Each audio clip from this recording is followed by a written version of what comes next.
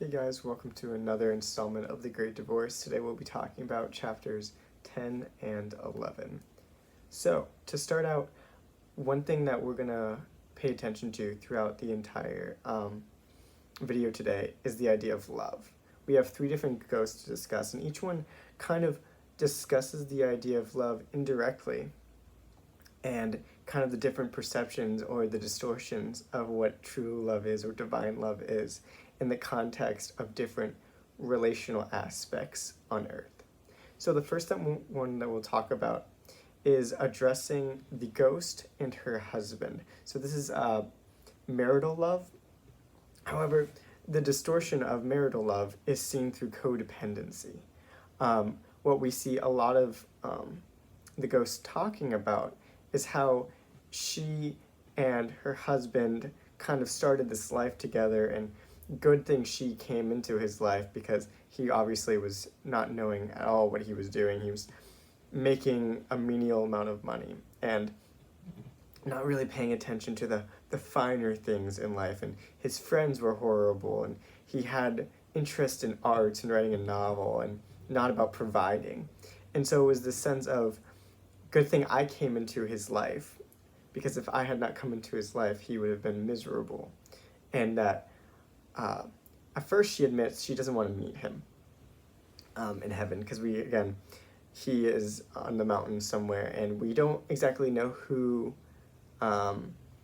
she's talking to. We can assume it's the mother, because it talks about raising him and uses the female pronoun, so it's very likely that it's the mother of this ghost's husband. So it's wife talking to mother-in-law, and she goes, of course you think he's fantastic and doing all these great things. You raised him. It makes sense. However, you don't know how horrible he was to me.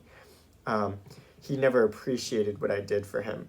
And so what we see here is it's this idea of nurturing love, but nurturing love to the point of codependency, or the need to be needed, is kind of the basic trend in all of her speech. It's, he needed me to do this, and he needed me to do that, and I did this for him, and I did this for him. And what we notice is what she's talking about, he never asks for.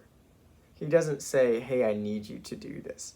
He finds importance in certain things, but because she doesn't find importance in it, she says that he needs me to change this for him. She gets rid of his friends.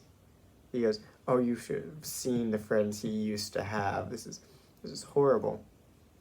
And good thing I got him a new lot. And he was so upset when I cluttered his desk with flowers, but I was just trying to show him the finer things, and he got upset when water got on his papers, but it wasn't of anything of substance. It wasn't his work. It was simply just his musings for writing a novel. And so it was the sense of codependent love, or she needed to feel validated through being needed, to the point where when he was gone, she couldn't bring herself to meet him because he didn't need her now. And she goes, I don't want to see him. But then at the end, there's a shift. She goes, no, I don't want to see him if he doesn't need me. But then she begs to see him because she realized that without him, she has no purpose.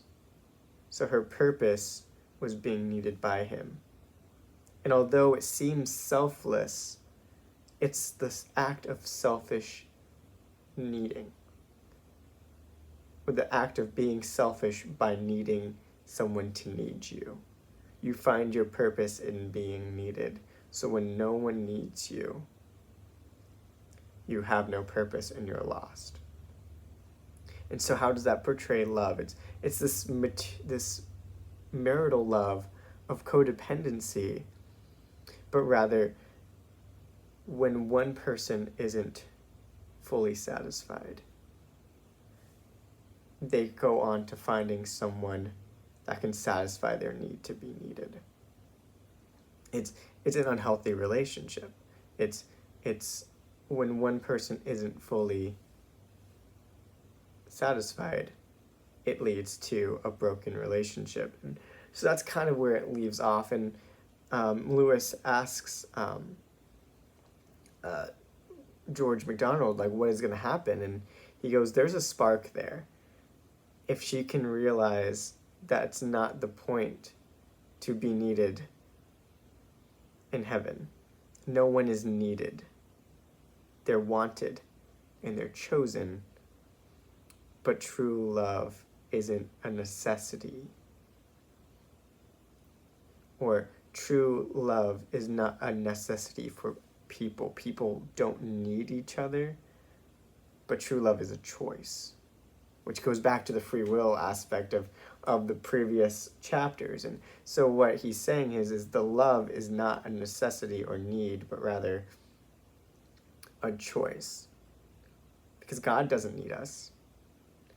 He chooses us and he wants us, but he does not gain anything from us.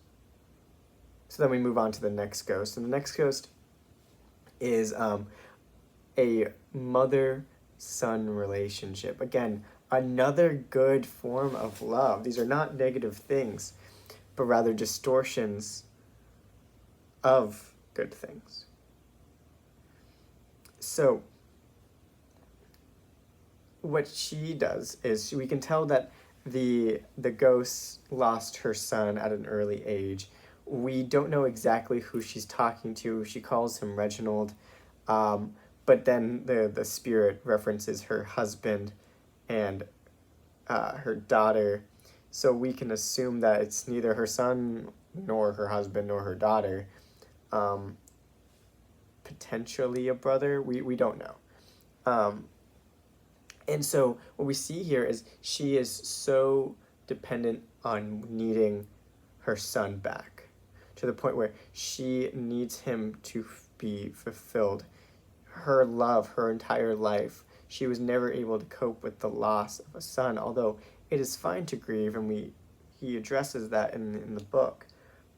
But she is so dependent on needing her son there that she finds that she can't accept any other love than that. And what goes deeper behind this simple grieving process, which is totally normal and is okay and is encouraged, is that she then brings up the problem of evil, which C.S. Lewis actually wrote another book called The Problem of Pain, and addresses why would God cause someone to take someone away? Why would he allow the young, the innocent to die? And there's some apologetics in The Great Divorce being discussed here, not too in depth. He leaves that for his other work to be discussed.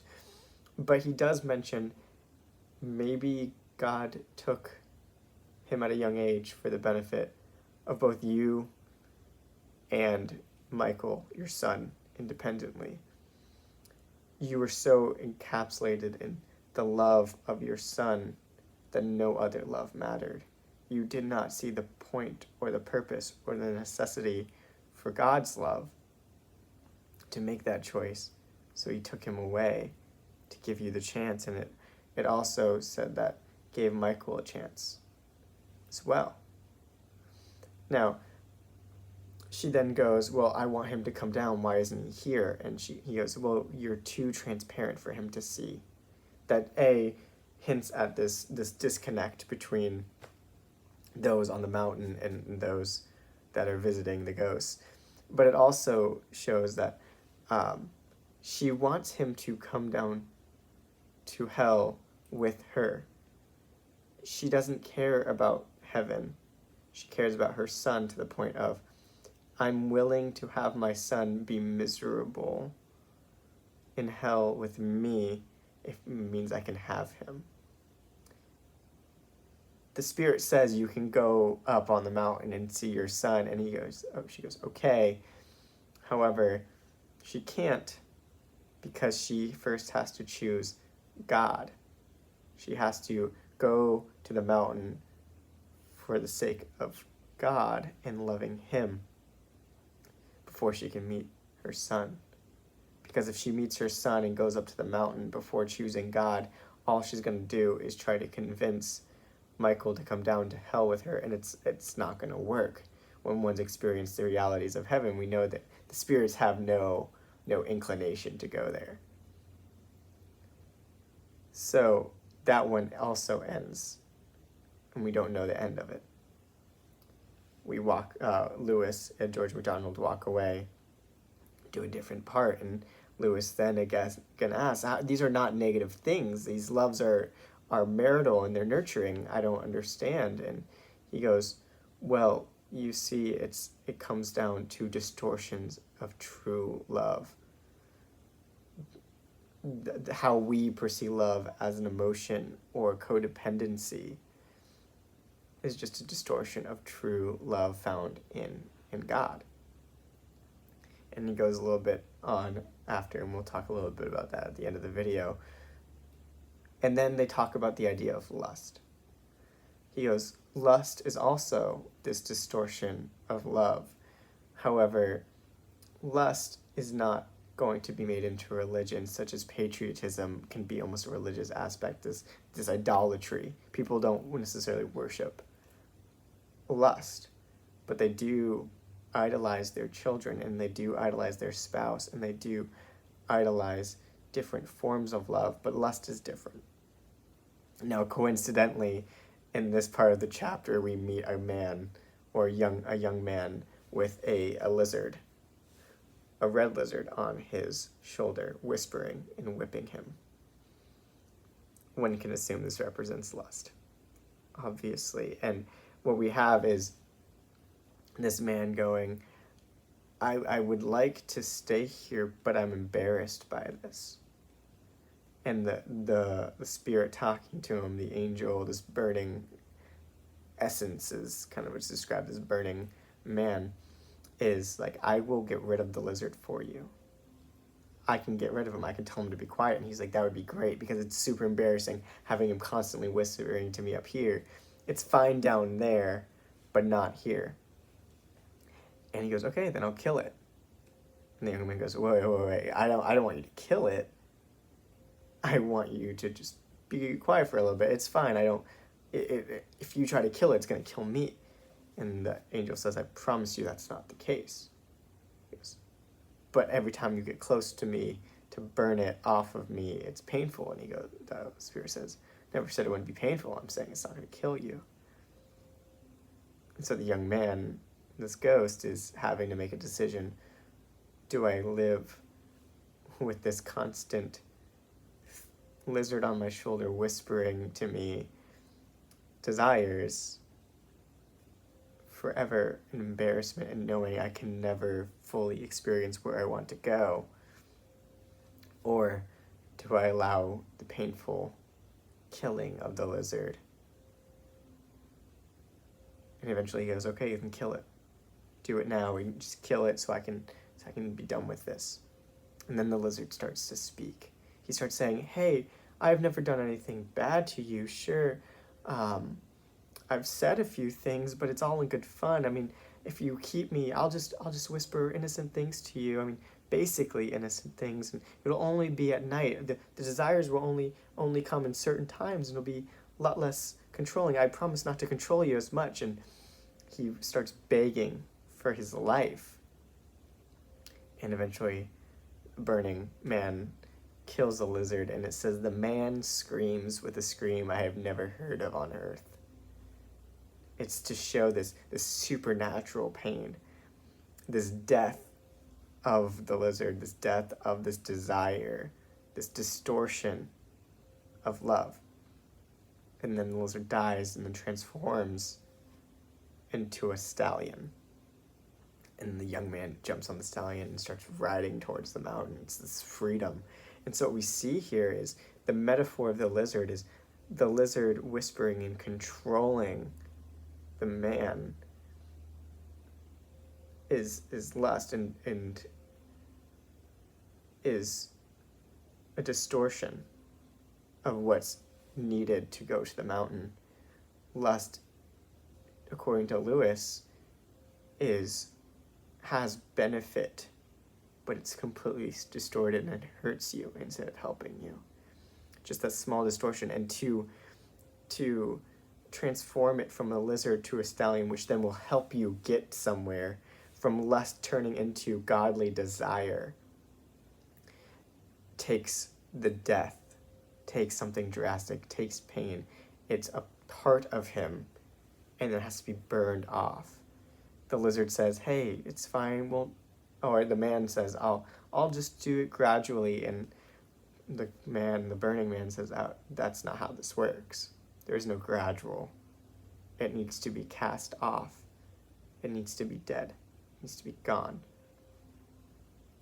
And so what C.S. Lewis is saying through these three narratives is love is a choice.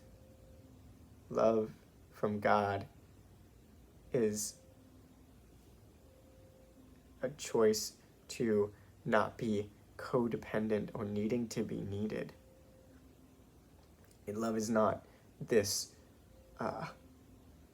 idolatry, even though it makes sense to grieve, but to idolize is a distortion of love. And lastly, lust is the distortion of love. Those things are close, and it's hard to encapsulate or to grasp because they're close, but there's just distortion that it's hard to go against. But when choosing true love, divine love, a love of choice, and then you can go to the mountain. We see we're getting closer to the mountain. So these are closer distortions as opposed to the ones previously. And so it's becoming more and more critical, more and more minute. And C.S. Lewis is saying, we're getting there. They're so close. And for the first time ever, we see a ghost transform into a spirit when choosing to die to himself.